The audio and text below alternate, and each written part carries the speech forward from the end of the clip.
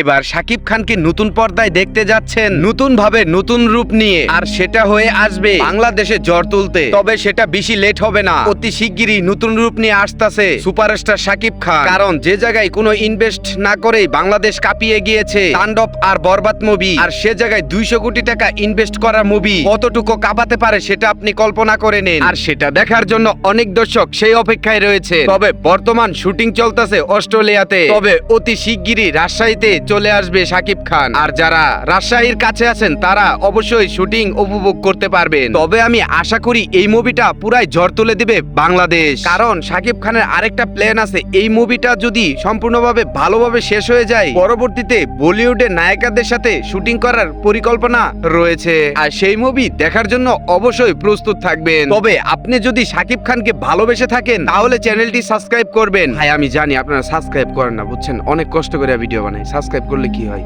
Subscribe করে দেন ভাই।